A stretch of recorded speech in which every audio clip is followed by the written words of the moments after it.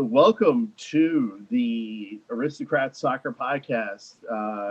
This is David Harris here with Jake Keegan. Jake, how you doing?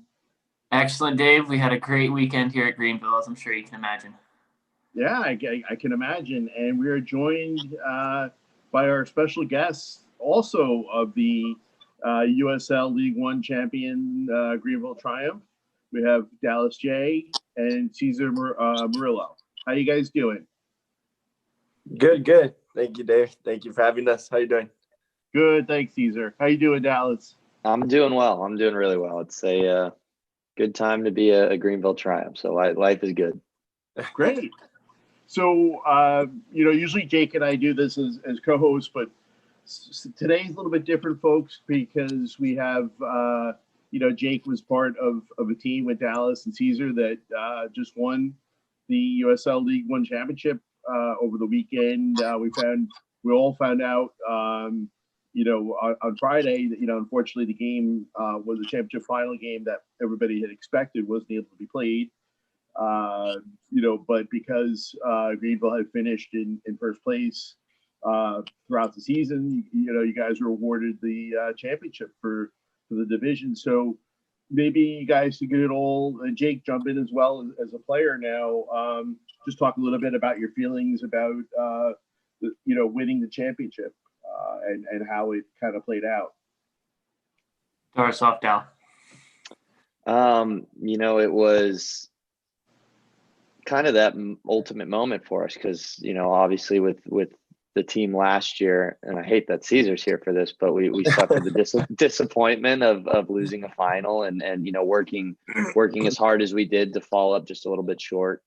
So the whole goal coming back for 2020, especially with the returning group of guys and then adding in all these key pieces that we added, was to win the championship. That was the one and only goal, and to work through a pandemic and work through all the adversity that was thrown at us this year, and it was thrown at everybody, to come out on top, regardless of how it finished and this and that. I don't think anyone can make an argument that we were the best team in the league this season, and that's what we're getting awarded for. So to get to be able to enjoy that as a team and accomplish that goal is it's something that guys on this roster will remember for the rest of their careers and the rest of their lives. Yeah, absolutely. I can remember, unfortunately, last year I was watching the final in a walking boot, sadly. But I can just remember the feeling. We were up kind of in the press box, the injured players and some of the front office at Toyota Stadium, I think it is, in FC Dallas. And we walked down for the trophy presentation. I can just remember everybody kind of being obviously very upset, guys in tears. And we had poured everything into this season in 2019. And we thought we were the best team. And to be honestly, Cesar, you may not agree with us, but I think on the day we were the better team. And that's kind of the way football works sometimes. The best team doesn't always win. And they got a goal in the second half. And I mean, they obviously over the course of the season, they were the best team and they earned their trophy. But on the day, when you feel like we performed as well as we did and you don't get your rewards, it's always obviously really tough. And I think that returning core group of guys of like 12 guys or whatever it is that return for this season, we're on a mission. And then with the addition of the Grizzly veteran Cesar, he taught us how to win. And then guys like all the other new guys, Alex Morel, Lachlan, we can go down Brendan Fricky, we can go down the line. I'm not going to mention everybody right now, but I think we were on a mission from day one. And then that mission kind of got postponed a little bit because of COVID and the delay to the start of the season. But as soon as the games kicked off, we were ready to go. And I think from day one until the last day of the season, we were clearly the best team and well-deserving. Yeah, go ahead.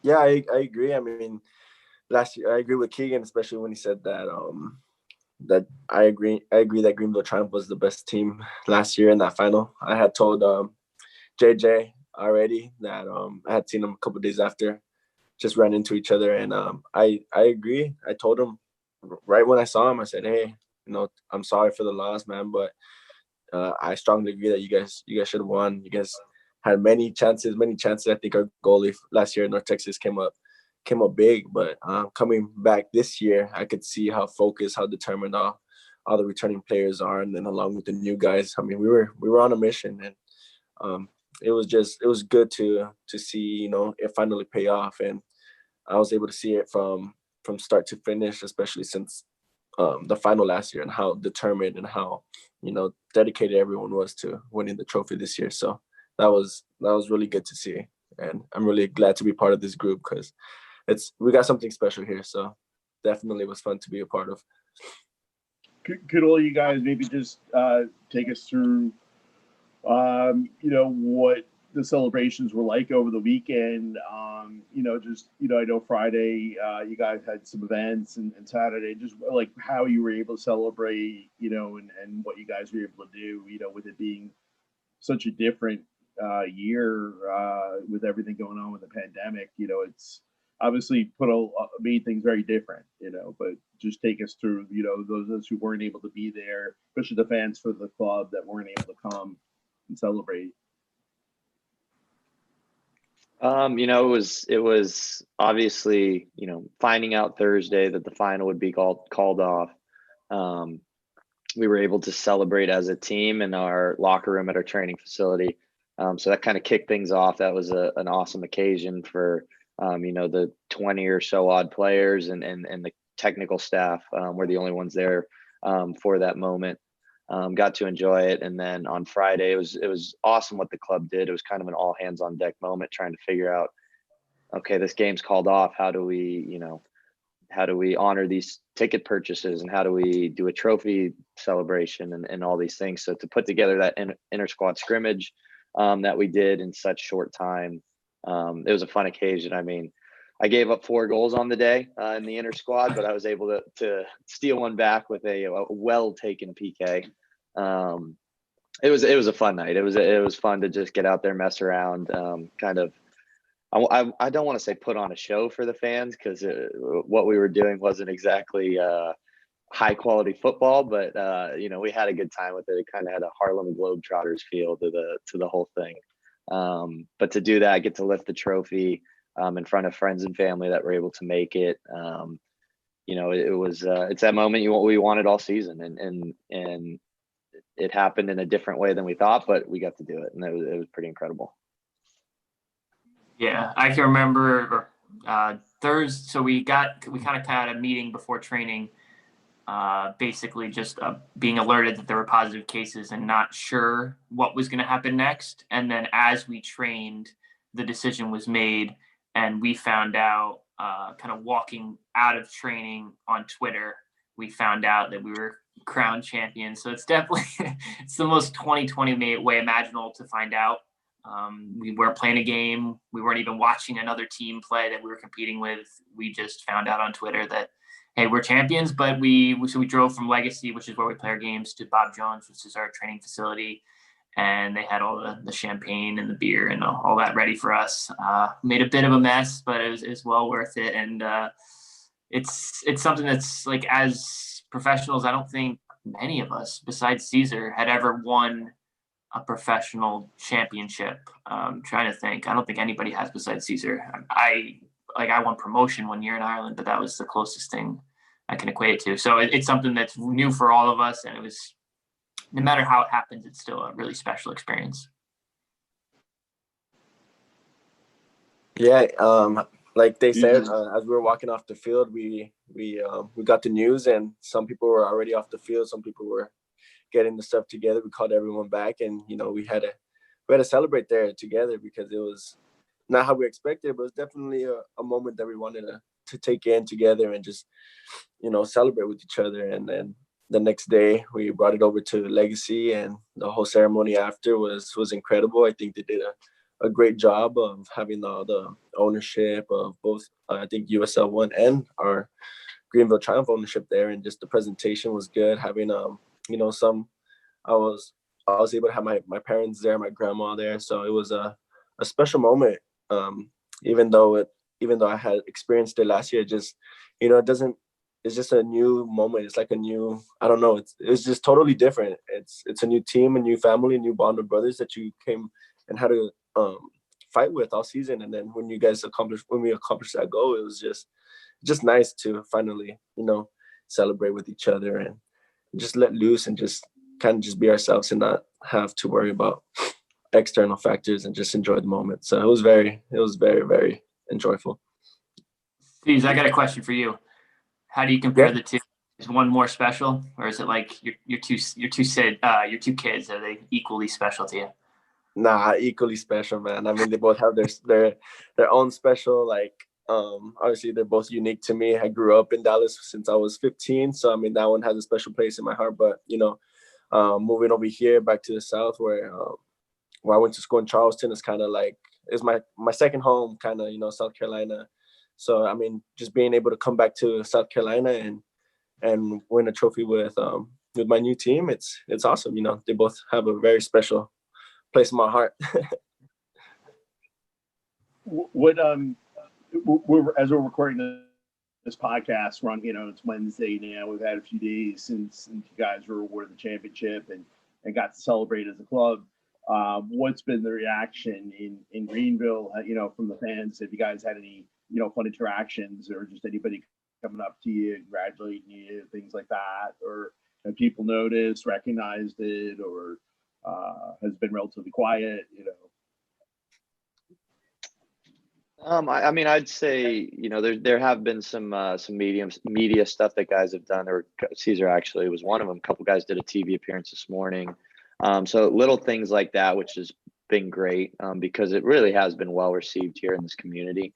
But obviously with COVID, it's made it, difficult to really be out, big group gatherings, things like that. So that's been really limited. And I think, I don't doubt that if we were out and about walking down Main Street with the trophy in hand and acting a fool and acting like champions and getting to do that, there would be people who would be loving it and enjoying it with us. But the nature of the situation is social distancing and keeping safe and smart. So we've towed that line best we can right now to get to enjoy ourselves, but at the same time be cognizant of what's still going on around us.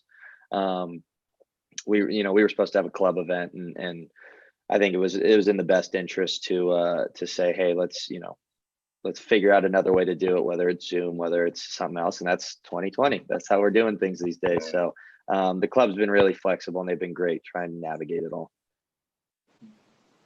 Yeah, I think it was great for especially kind of the Reedy River Riot kind of supporter section. They were able to come on the field after our little inter squad for the trophy presentation, get pics with the trophy. And also there was a little event in a tent afterwards where some of the real diehard supporters, the ones that are at all the kind of the supporters group events, they got a chance to touch the trophy, take a picture with it, whatever they wanted, congratulate the players while remaining, of course, distance in some respect. But I think that's a cool part as a fan, because it's been a tough year for them too, being that the first 2 home games, I think they weren't allowed to come to at all. I think it was 2. And then after that, they slowly opened it up to what would have been 50% capacity for the final. So it's difficult for them, because last year every game we have a kind of full supporter section, and they're all cheering, and they probably have their own little Zoom hangouts during our games, but it's important for the supporters to feel a part of it as well, because the club does not function, doesn't work unless there's money going into it, and a big part of that is the supporters. So with all the 2020 championship gear, I'm sure people will buy a good amount of that and really get into it. So I think it's a great way to represent the club, is just purchasing stuff like that, but also taking part in the trophy ceremony and feeling a part of it. Yeah, like Dallas said, I mean, we can't really be out in big groups and celebrating the trophy, going down the street and being able to do that. But I think since it's 2020 and COVID, I think they've been showing a lot of love and support through social media. I know on Twitter, Instagram, Facebook, either our club or a lot of the fans and the family have been, sharing their thoughts and, just congratulating. And, it means a lot to us just knowing that, even though, we can't be out or, really see a lot of people, but there's still a lot of support coming in, even if it's not like directly face to face, but through social media. I mean, there's been a lot of positivity. So it definitely feels good to be part of it. What do you guys feel were, let's try to keep it really focused, just like 2 or 3 keys from each of you that you felt were key to the overcoming all the challenges, persevering, and then ultimately, triumphing, for, this 2020 season. You guys are the Triumph, you did triumph. But what were like the 2 or 3 key factors, because obviously, we could go on and on about different players, different performances, but just 2 or 3 key factors from each of you. I'll start us off, I guess.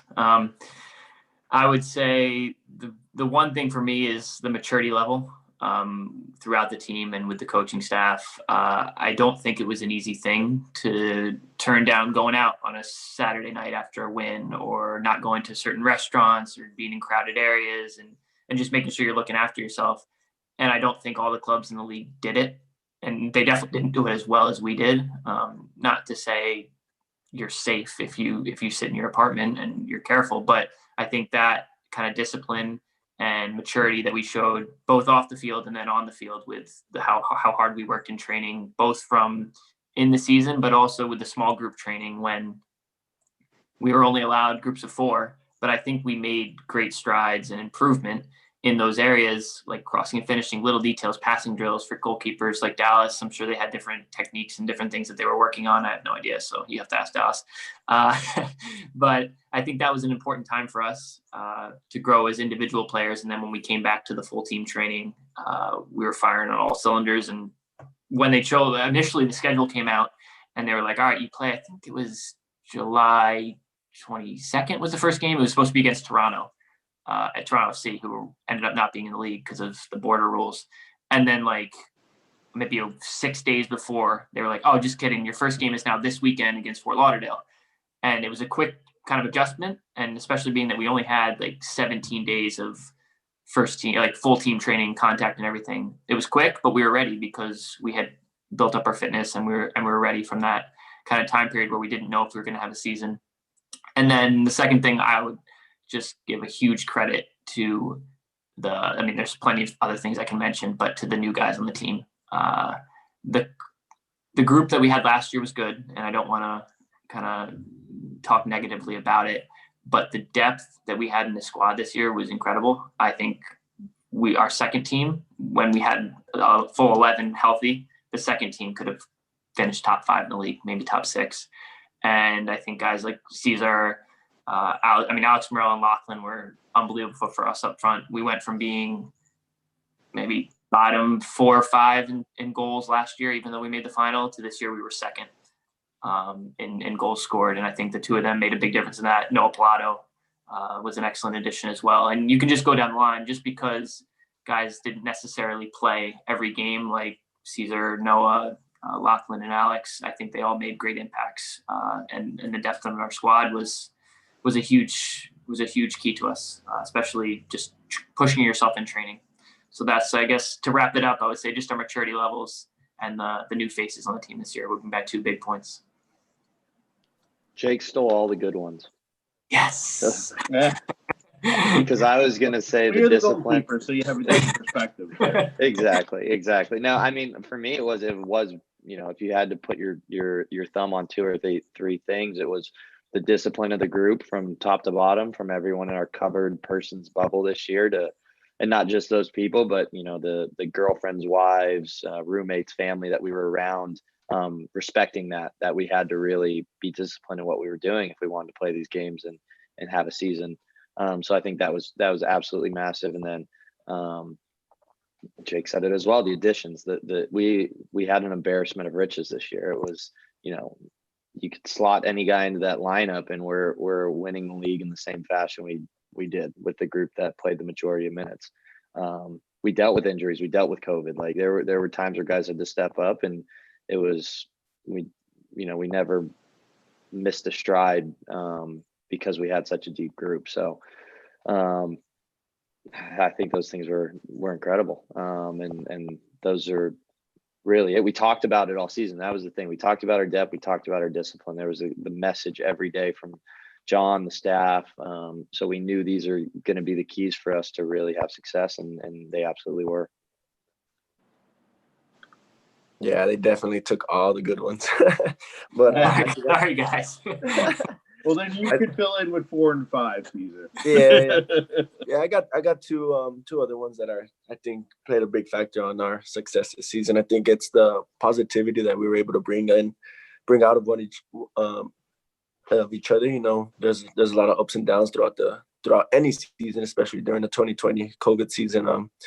There's, like Jake said, there's trainings of groups of 3, groups of 4, then you get like half squad, then you get full squad.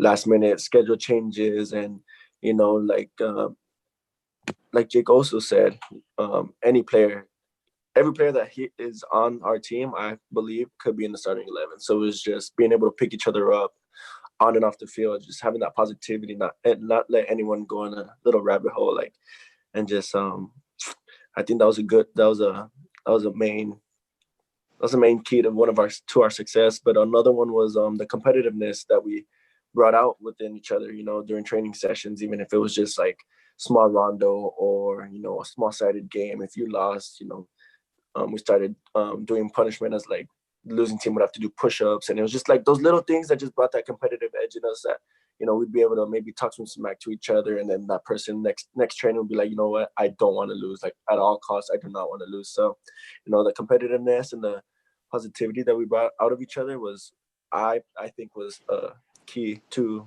you know, our success. I'll add this. Cesar says it's the group that's adds that little competitiveness. Cesar is maybe the king of that. He's always. I'll give you the chance. Who is the 2-touch champion, Cesar? Come on, man. We don't ask those questions. People are gonna get hurt. Their feelings are gonna get hurt.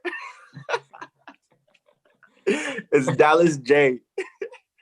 Caesar's always got just a spoon in his hand so he can stir the pot. He just wants to be right there all the time. Oh, that's funny, man. One thing that came up also, I thought, you know, just from the outside perspective, was certain individuals, you know, definitely seem to get recognized by, you know, the club or the league. You know, or maybe, I guess, you know, just the supporters. So like, you know, Dallas, like, for example, like, you know, I think you was a goalkeeper of the year or some type of award like that. You know, maybe just give us some, you know, reflection on your own individual perspective on things, you know, each of you, and we can start with you, Dallas, and maybe go to Cesar and then go to Jake. And just, you know, it seemed like this year was a real statement year for you, and, you know, just talk a little bit about that and what it means to you going forward. Yeah, no, I mean, it was just from the goalkeeping perspective and individual success perspective, it came from the team success. So, you know, last year, great team that made a final in its inaugural season, and you know, was known for its defensive efforts and ability to not let in goals and to get clean sheets. So, you know, kind of a base to build around. But, you know, a big part of that was John Hart's recruiting in the inaugural squad he put together with, you know, the Tyler Pollocks and the Kevin Pollitz and the Evan Lee and Cole Seiler.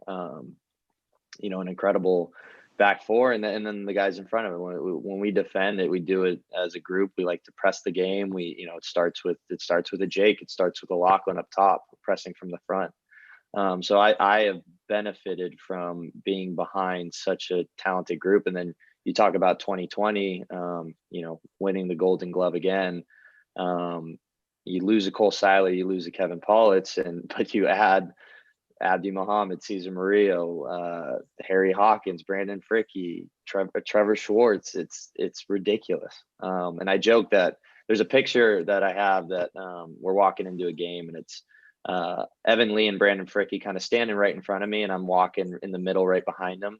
And it was like sunset. It was one of the coolest pictures I've ever seen. It was a Blake original. The guy does incredible work, but I joke around that they look like my Secret Service, because that's what it feels like. These guys just keep me well protected and insulated game in and game out, and I get individual recognition. Yes, because of the hard work I do and the work I put into, you know, being a goalkeeper and this sort of craft. But I definitely benefit from the guys I get to surround myself with every day.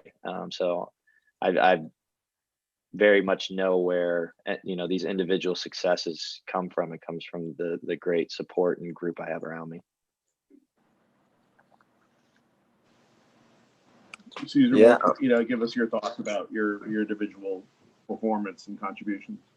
Yeah, so coming in, I knew this was going to be a, you know, a solid team, especially what they had last year. I saw something special. You know, they clearly should have won the final, and I'll repeat it, and I will never stop saying it because you guys were the better team that day. And, you know, it breaks my heart being here, knowing, you know, how much it meant to you guys. I mean, obviously it was going to mean a lot, but, you know, just knowing that I'm going to come to such a, you know, talented team, I knew it wasn't going to be easy no matter what I've won, what I've done. You know, you start from page zero, and you have to earn your stuff. You have to earn yourself a starting spot. So I knew coming in, it wasn't going to be easy. I knew I saw great defenders in front of me.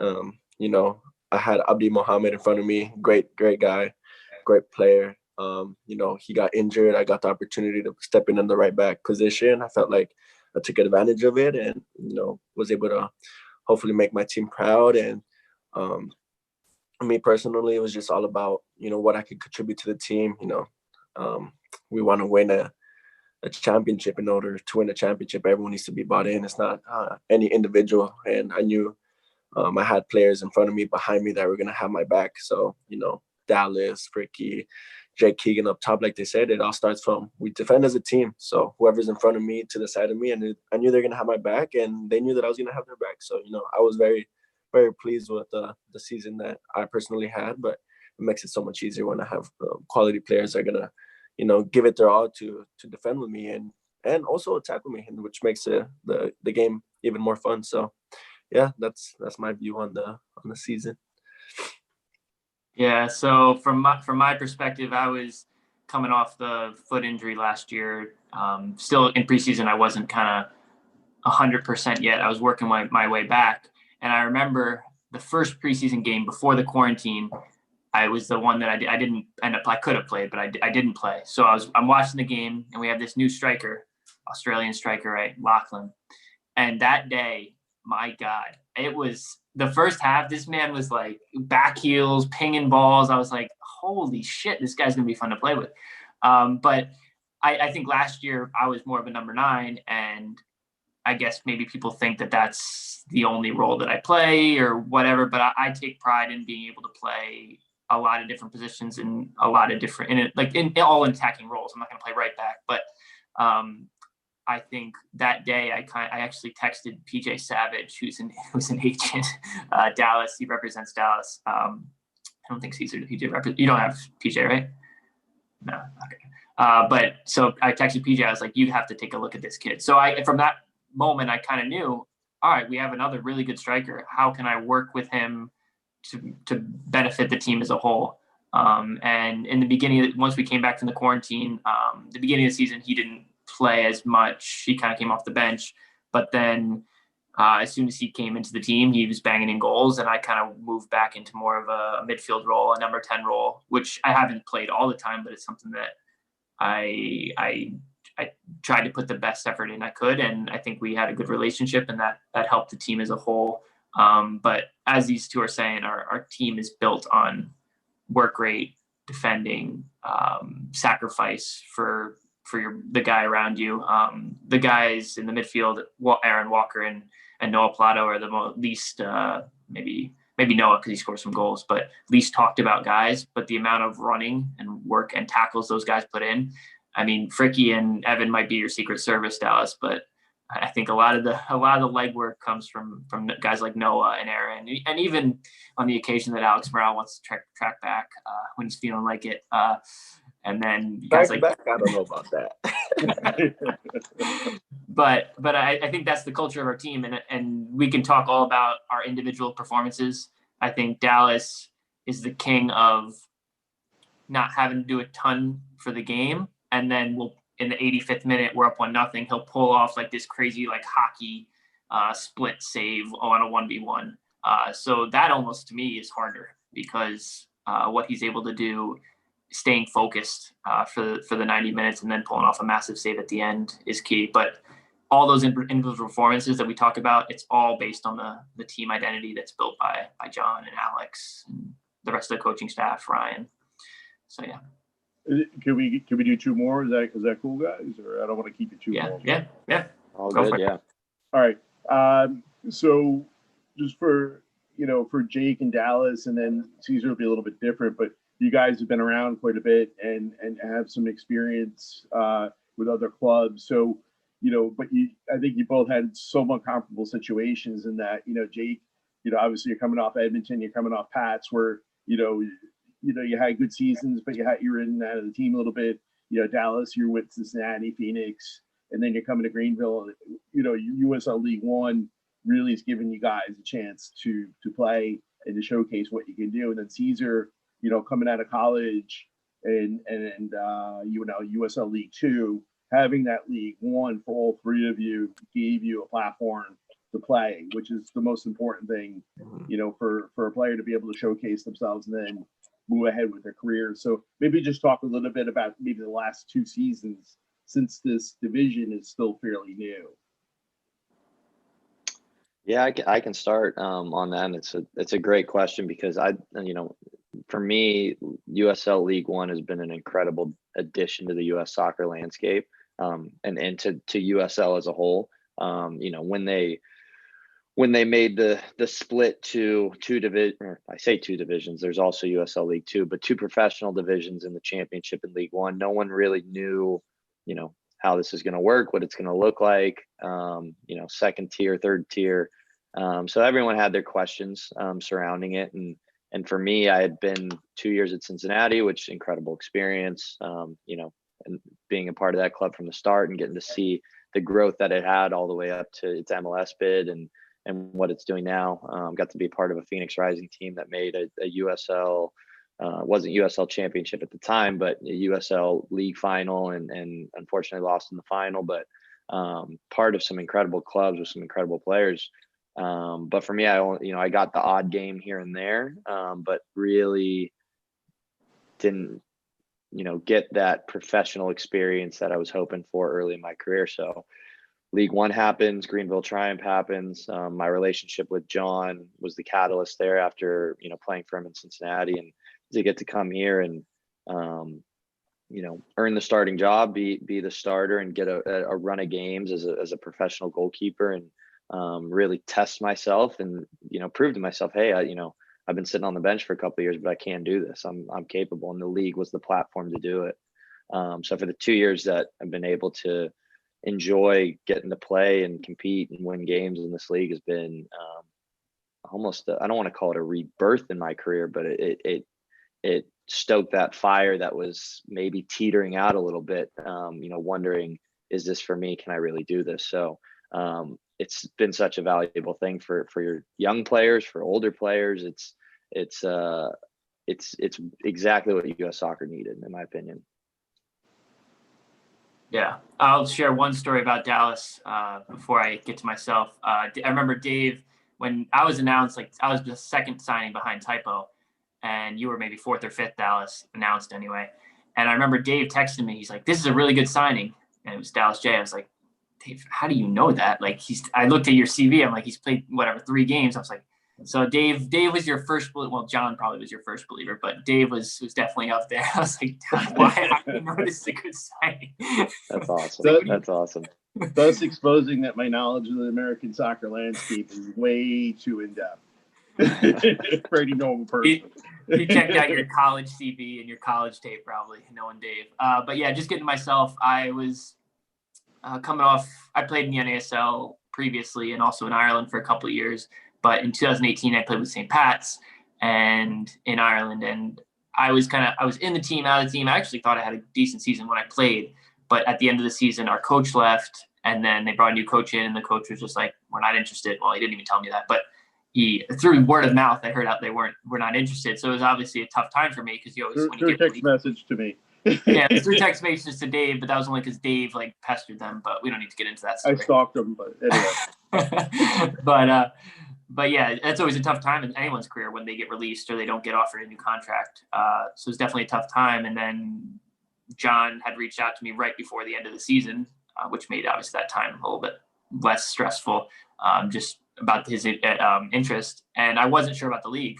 Playing in the NASL, I knew kind of what the USL was like and USL Championship now, but I had no idea. I was like, is this going to be a glorified PDL, or is this going to be a really good league? And throughout my time here, I've been so impressed with Greenville, especially, and teams like North Texas. Omaha was very good this year. Madison has a really good like social media and branding setup. But I've been so impressed with the league, and I would go as far to say, through these 2 years, I think everyone who's been here for the 2 years, has improved dramatically. And now I look at our team, and I think pretty much everyone could step into a USL Championship team and do fairly well. I think with Dallas's 2 years, I think if he were to go to a championship tied, not that we're trying to get rid of you, Dallas, definitely not. But if he were to go to a championship tied, he would be a number one. Whereas 2 years ago, he was the same keeper, just without the experience, and he would never have gotten a contract as a number one, or coach believe in him as a number one. So this league has been so great, but it's also the level is so impressive. And I truly believe if we played in the championship, we'd be a playoff team. And I think a lot of that, and that would not have been the case from day one in 2019. No chance. So we've gotten a little bit better players, but also the players who have gotten the opportunity to play week in, week out have improved greatly. Yeah, also, my respects to League One. It doesn't feel like they've only been around for 2 years. I mean, the way they run everything, the way they're so organized, it's impressive. And I want to say thank you to them, because without them, I wouldn't have been able to start off my professional career. I mean, last year before North Texas, I was kind of struggling to find teams. I was kind of training with the El Paso Locomotives, because it's my hometown team right there. But it was kind of, they wanted a player with experience, and that's what they told me. Said, you don't have any experience. This is gonna be your first contract. We don't know if we want to risk it on you. And then I said, that's fine. So I had to accept. How do you get experience without getting the opportunity to get experience? Exactly. And I was just like, you know what? Okay, like that's fine. And I kind of accepted the fact that, I think my time playing is done. And I was already. I had been training with Dallas's first team with that, just to keep my fitness up, just in case anything came up. And there was a time where I said, I went to the first team coach. I said, thank you, coach, for everything. I think my time playing soccer is done. And there wasn't any opportunities until I got a phone call 2 weeks later, telling me that they were going to make a second team, which is going to be North Texas. And I was already working. I was working in a warehouse, just helping out, or on the roof with my dad. And it was just, they called me and they said, hey, you want to come do preseason with me? And I said, yeah, let's try it out. One last shot. So, League One has really opened doors for me, being able to go from not being able to, me thinking that I'm not going to be able to play no more, to, finding a team with North Texas, and then coming here this year with Greenville. It's just, thank you to League One and everyone who's believed in the vision that they've had, and believed in me personally. So, I think it's a great league, and it's a good platform for people to get exposure, for people to get experience. So, it's a good league, and I'm proud to be playing in it. All right, last question, boys, and then we can. Dave, if you don't mind, I have one more question for Cesar based on that look, and then we can go to your last question. Yeah. So Cesar, first time I saw you, we actually, was a snowstorm or rainstorm in Greenville. The first training session. So we were supposed to train outside. We were supposed to train outside. I think I gotta go, guys. We had to go to the basketball court, the gym floor. So we're all in there. It's the first time we're seeing Cesar was still a trialist at the time. And so Cesar, my question to you is, what was behind your shoe selection that day? I had to go with the throwback, the Vans. The classics, actually right here, the OGs, the original, the old reliables right there. Yeah, good old trusty right there. And those were the only shoes I brought with me, and played some indoors, some futsal with them, and yeah, from there it was I'll add to that, because the keepers came in a little late. We had been doing some stuff in the locker room carpet area, with some handling, while the players were up doing stuff in the gym. And we joined late. And I remember, I'm not looking at people's feet when I get in there. So we start playing the actual futsal matches, and it's first day of preseason. Guys are competing, getting after it, trying to prove themselves. I see a guy running around in Vans, and I was just like, what is going on here? But he's playing well, so I couldn't say anything. It was a funny thing, man. But hey, it got you the contract. That's what it's all about. Hey, see, is when you get like a house of your own, you have all your accomplishments. League One 2019, League Two, League One 2020. Those Vans should be up on the mantle. Oh, they're gonna be up there, man. They're gonna be up there. It's a key important note for all aspiring players is wear Vans when you go for your first game or your preseason training or tryout. They're like, guaranteed to get your spot. So last question. Let's go Cesar, Jake, and then Dallas. One moment that you'll always take with you from the season, besides anything that's happened in the last week with the championship, just something from during the season. Something during the season.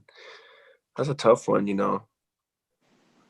It could be funny. It could be, but anything you just are always going to take with you, regardless of the season.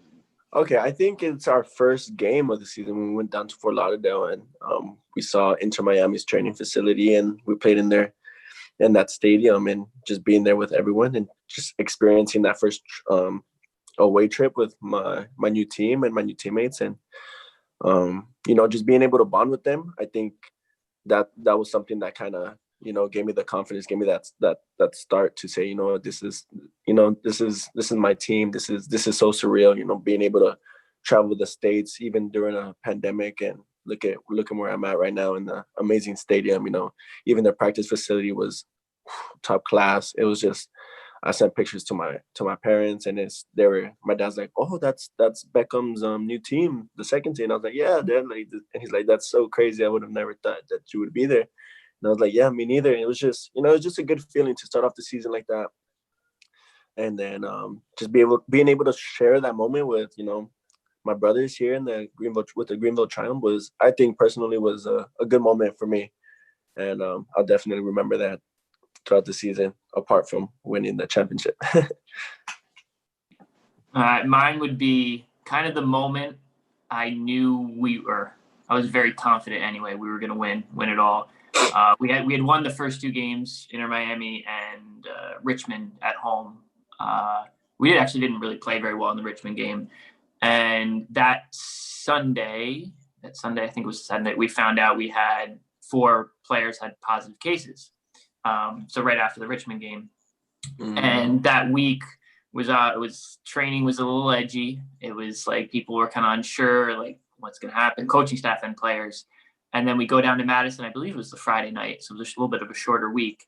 We go down to Madison. We don't have any center backs. Brendan Fricke had been suspended, and then our other 2 were out as well. So we don't have any center backs. So we have Cesar played center back, and Tyler Pollock played center back, and then we had Abdi and Trevor as right and left back. And we played them off the park. I mean, we ended up tying the game 0-0. We should have won for sure. But it was kind of that moment where I realized, like, it doesn't matter who's playing. We have guys who can step in, play out of position even, and step in. Tyler Pollock was probably man of the match that game. And Cesar was rolling the ball with his right foot, pinging balls into my head. I was like, who is this guy with his Vans on? It was kind of that game where I realized, even though we didn't win, I was like, we have a team this year, a legit team. And I was fully confident from that point on that we were going to win the league no matter what was thrown at us. Did you know, though, before that game that Don Smart took the whole team out to the Spanish leagues and they had a game before that? Yes, Dave, you did text me that. I was in the know. I didn't let anybody else know. Inside joke, because Don, once in a while when he comes back home to New York, mysteriously may or may not pop up in certain leagues that are off the grid, but we won't talk about that any further. But go ahead, Dallas. Your memorable moment from. Oh, I was hoping with the time you gave me going last, I was going to key in on one that was just surreal and special, but it's hard because the season feels like a blur, and we joked that like it feels like the longest season ever, and on paper it was the short. It was a 4-month season. It's like college. I think for me, I'll take a step back and go a little more personal, but we had a home game this year, Orlando B. didn't see a shot on target, but my mom and little brother were able to fly out, which at the start of pandemic, you're like, I'm not going to be able to see my family all year. They're based in California. We're out here. So the fact that, restrictions loosened and I got to have family at a game, it was the first time I've ever had family in the stands in Greenville to see me play a professional match. And like I said before, in Cincinnati and Phoenix, I got the odd game here or there, but that was the first time. I want to say it was the first time my mom was able to watch me play in a professional game live. So just that was cool. I was able to hop up. They were sitting in the Reedy River Riot and got to hop up in the stands and give them a quick hug after the game, which was actually caught on camera. And which a few weeks later, I found out the club actually got dinged with a fine because I was interacting with fans. But they were always going to support me. They know what family means, and we talk about ourselves being a soccer family here at Greenville. So there was never any issues with that. I thought it was kind of funny. I found out after the fact that the league had done that, but to have family in the stands at games, and I know Cesar was able to this year. I know Jake's parents were able to get down, and as hard as this year was for all of us to have these kind of final moments of success that we earned and just get to share it with the people we love. It's been incredible. Well, I mean, you guys have been great, and I think it's been a lot of fun just getting a chance to kind of go over everything from the last week and the season. So thank you so much for being elite guests on the Elite Soccer Podcast, soccer podcasting, or podcasts in general, the Aristocrats Soccer Podcast. So thank you very much, guys. Anything Dave, else? Before we sign off, Dave, we have a special gift for you. Dave Thank you. Little backstory. Dave is an avid collector of bobbleheads. So, Dave, Of people that come on the show. The YouTube viewers will see this. Not on Apple Podcasts, but we have a Dallas J bobblehead. Greenville did a bobblehead night, and what did it say on here? Whatever, you can read it. Am I going to get an autograph? But this is going to Dave. Dave is very happy with it, and Dallas, it's really cool that you got a bobblehead. I'm not gonna lie. So thanks so much for coming on, guys. Am I going to get the bobblehead autograph? Because that'll increase its value when I sell it on eBay. That is true. Squeeze every dollar out of it you can. Thank you very much, guys. Thank you, and Thank Dallas, you for having I us. imagine this was like the defining moment in your career to have a bobblehead made. I worry about 2021 because that is the height. The bobblehead is the height. So I think I'm hoping it's not all downhill from here. We'll go win another championship. That's what we're doing. Sounds like a plan. We'll definitely post a picture of the bobblehead once it's able to be delivered to safely here in New York on the Instagram account at Aristocrats Soccer. Until next time, Dave. I'm the athlete. I'm the advocate, and we're the Aristocrats. Whoa, that was class.